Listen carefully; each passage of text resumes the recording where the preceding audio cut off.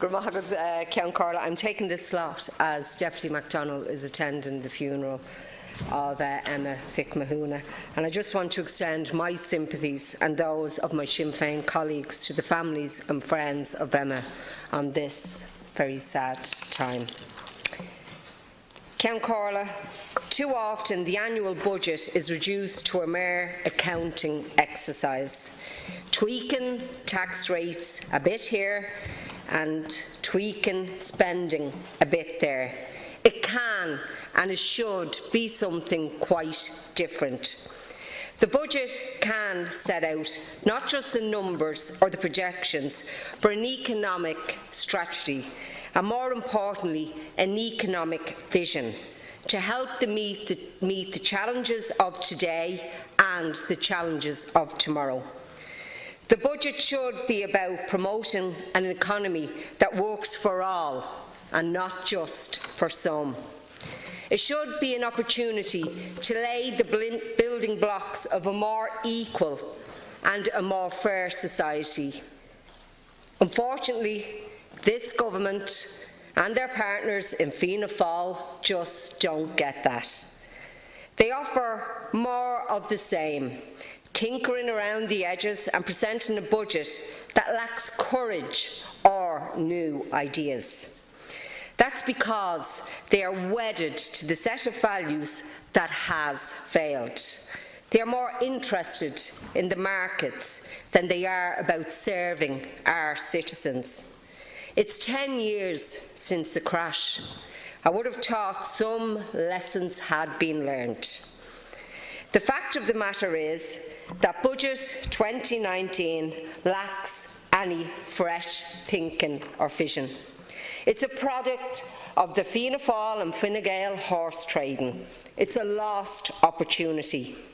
Instead of tackling the massive problems that faces this state and our citizens, this budget is simply about plastering over the cracks. There is no question, Ceann Comhairle, that the economy is in a better place than it was on the eve of the bank guarantee in September 2008 and the years that followed. The economy is growing, and that is a good thing. Unemployment is down, and that too is a good thing. But we cannot ignore the fact that many homes throughout the state, families live month to month and lack security and stability in their daily lives. When wages arrive at the end of the month and after household costs and services are paid for, many are left with nothing to save or nothing to plan for their futures. The cost of childcare here is amongst the highest in the developed world. Renting a home here costs more than ever before. Energy costs are the 4th highest in Europe and rising. For too many, work just doesn't pay what it should. And families in this state pay 25% more to live day to day than the average family in the Eurozone.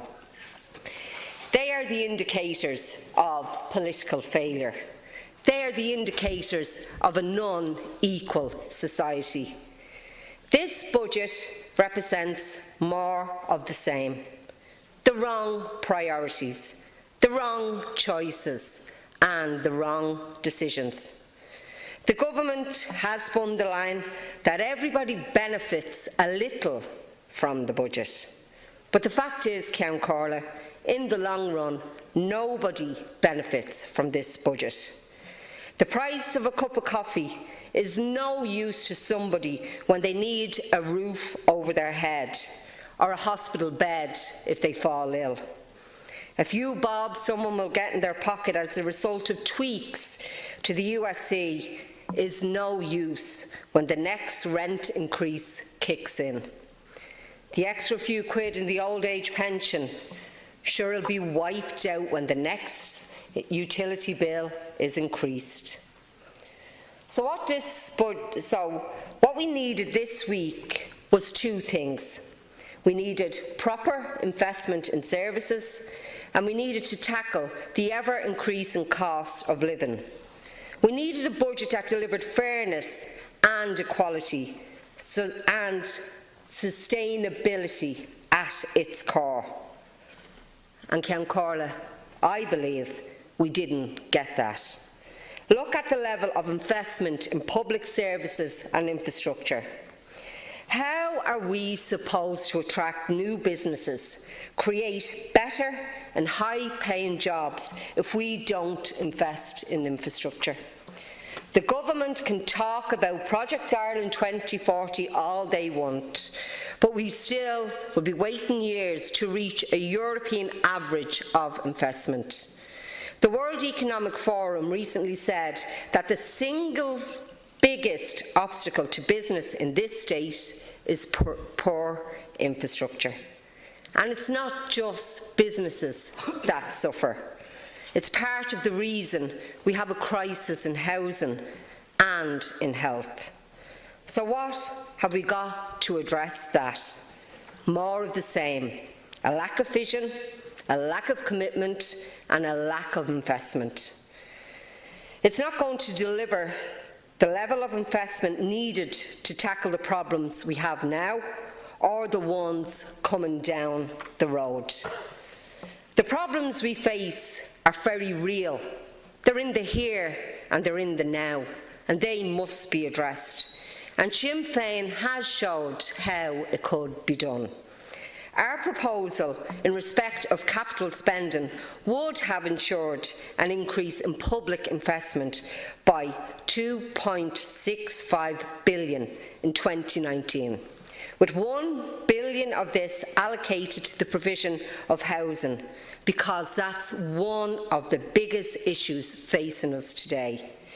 Our total allocation would have ensured construction of 15,000 real social and real affordable homes next year. That would have been the right thing to do, to invest for the long term, because that's what is needed. The government have shamefully chosen to let the crisis continue. By every measure, the government's approach to tackling the housing crisis has failed. Rents and house prices are out of control, and they continue to rise. Tens of thousands of people are sitting on council housing waiting lists. Not a single affordable home has been delivered over the past 3 years. And we have an entire generation of our young people have ever given up the hope of ever being able to afford their own home. We've 10,000 people homeless. We've 4,000 children sleeping in emergency accommodation. Fianna Fáil, lest we forget, you promised us this year's budget would be a housing budget. Another empty promise from Fianna Fáil.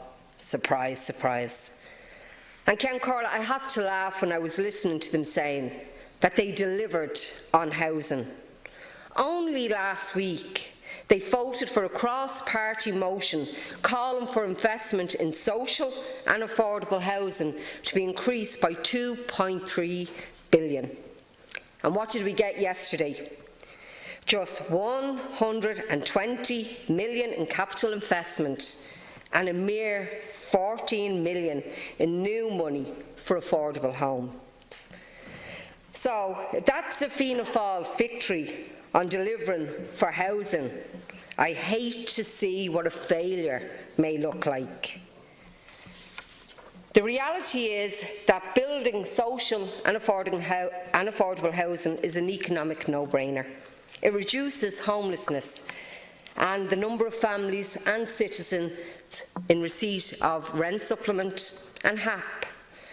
More properties become available to rent. Rent inflation slows. People have more ability to save for their own homes. And that leads to more houses being built. It really is quite simple. unless, of course, your objective is to protect the profits of your landlord friends. So remind me again, which option Fianna Fáil and Fine Gael went for? Yes, it was the tax break for landlords and the 2 fingers to renters. You could have introduced a package of measures which we suggested. You could have given renters a break, such as a 3-year rent freeze for all existing and new tenancies with immediate effect. But hey-ho, what did the government say? No, forget about that. So the result will be rents are going to continue to go up and up and up. We proposed an emergency temporary tax relief for tenants so that they could claim back 1 month's rent annually. That would have put money back into the pockets of renters. But what did the government say to that? No chance, folks. So instead, we have more uncertainty, more instability, and more hardship for tenants. The wrong choices and the wrong priorities. The other big crisis we face is in our health service. The lack of investment of recent years has resulted in hospital waiting lists standing now over 700,000 people. The result in this crisis also has 100,000 people last year waiting on trolleys in our A&E. A priority for the government, one would think. But folks, let's think again. Last year we warned you that you weren't given enough to the health service. You didn't give them the money they needed. Our assessment was proven correct. The fact that the health service needs a realistic budget that provides for demographic pressures, that provides for pay agreements, that provides for carry-over effects and provides for other committed expenditure. Otherwise, every year we'll have an additional HSC budget down the line. But just got lucky this year. Corporation tax helped plug the hole in health. But that simply won't happen every year. We don't just need the health service to stand still. We need it to improve. Sinn Féin's budget proposals in health recognise this. We proposed investment of over £1 billion in health, firstly to undo the legacy of chronic under-budgeting and secondly to actually improve the services. That would have ensured an additional £600 million for reoccurring costs, including pay pressures, £124 million for demographic pressures and additional provisions for the Public Service Stability Agreement on pay. We would have provided £450 million for improvements, including 500 additional hospital beds, recruiting more frontline staff and reducing prescription charges. But this government has made the wrong choices, the wrong priorities and a recipe for continued crisis in the health service. Historically, Ceann Comhairle, women have come short when it comes to political decisions, and this budget is no different. It's our sisters and our mothers who largely populate the lowest paid jobs in the public and private sectors. Nowhere is this more obvious than in the early years sector. On average, childcare workers' wages is way below the living wage. Yet again, they were completely ignored in this budget. Sure, the government didn't even mention the childcare workers. In terms of health and women's needs and care, our care is rarely prioritised. Yet, we haven't even seen any definite action on Tuam or for those few remaining survivors of the Bethany homes, where women were brutally treated on this state's watch. There is no sense of urgency coming from the government in tackling sexual violence against women and girls. Over the last 12 months, there has been significant public debate surrounding the issues of consent. The report on sexual consent amongst third-level students illustrates just how prevalent sexual harassment remains. These are no new issues, but they highlighted the awareness of them, and yet the government has not matched the public debate with preventative actions. Women and their children are still being turned away from refuge due to the lack of available places. We in Sinn Féin would have increased funding for domestic violence emergencies and step-down accommodation, as well as supports. By 11 million, we would have tripled the annual providing the Rape Crisis Network. I mentioned earlier, Ceann Comhairle, the cost of childcare in this state is amongst the highest in the developed world. It's a massive issue, and it has wider social and economic impact. For many families, the cost of providing childcare amounts to paying a second mortgage each month. For some families, it makes no sense for a parent to return to work because of these costs, and this is not right. If we're serious about guaranteeing economic equality, we must make work pay, and part of that is lowering the cost of childcare. Again, we showed how it was possible.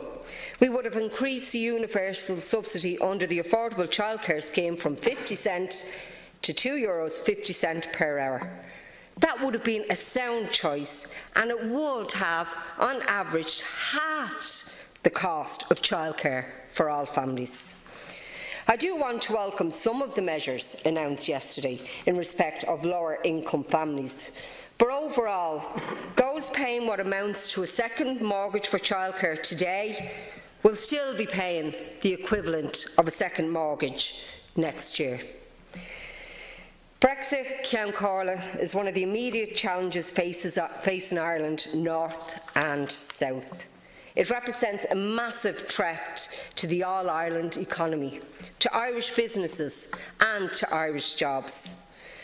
The British government have yet to put forward a credible proposal as to how a hard border on this island can be avoided. Sinn Féin have been very clear that the best way forward is for the North to remain within the customs union and the single market. That is what is required to protect investment, jobs, trade and the peace process. That should be the position of every party on this island, and that's what has guided our approach. We have supported the government and the European negotiating team in their endeavours and their attempt to get the best deal possible, because that is what we want. We've not sought to play politics with any of this, and I'm sure that Taoiseach himself will acknowledge that. However, it's been clear, regardless of the deal, that businesses and farmers need more help to prepare for Brexit. Small businesses are most at risk and are most in need of our support. That is why we proposed record funding, a record fund of €300 million to Enterprise Ireland. The government has fallen well short of the mark in regards to that, and at a time of economic uncertainty, that is simply not good enough. Ceann Comhairle, everyone has noticed that Irish unity is being discussed almost daily now. The prospect is more real than ever before, so we must begin to prepare for it.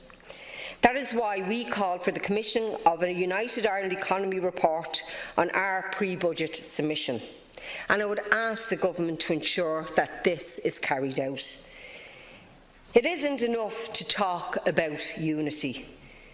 If we want our country reunited, we must work for it and we must plan for it. The Government Ceann Comhairle has sought to claim some success in respect of lowering income taxes and the USC, but it's pointless when the cost of living continues to go up. Sections of our society are not paid fairly, and this budget once again has left many of them behind. Almost 1/4 of the workforce earns less than 2/3 of the state's median wage. How are these households supposed to deal with some of the highest living costs in Europe? Sinn Féin believes in providing a living wage for every worker. We proposed an increase of 95 cents per hour to $10.50 as a move towards the living wage. We also need to deal with the two-tier pay system in our public services. Nurses and teachers hired post-2011 should have woken up yesterday to reports that equal pay for equal work was becoming a reality for them. Sinn Féin would have equalised pay in the public sector within a 2-year period. Instead, they'll have to wait for almost a decade, thanks to this government. We also showed how a living wage of $11.90 per hour for workers in the public sector and the civil service could be introduced. And yet again, the government has set its face against it. The wrong choice again. Yesterday, Pearse Doherty offered up straightforward, realistic, workable solutions which Sinn Féin would introduce when in government. Solutions that would have begun to tackle the housing crisis. Solutions that would have increased households' incomes and lowered the cost of living. But Fine Gael and Fianna Fáil said no. Instead, they opted for more of the same. This budget fails meaningfully to invest in services, and it fails to tackle the rising costs of living in this state. The budget will continue to hand out tax breaks to banks to the tunes of hundreds of millions. It does virtually nothing for renters or those on low incomes.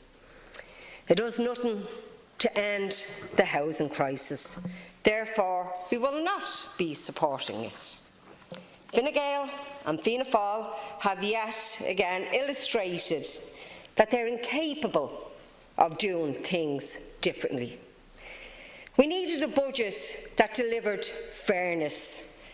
We needed a budget that had equality at its core, and we haven't gotten that. But why are we surprised? Because that's the Fine Gael and Fianna Fáil way. Nothing different, nothing significant, and nothing radical. No big economic vision for next year or beyond. And no steps forward to a more equal society that works for all and not just the some. Gura maith agat. Very much.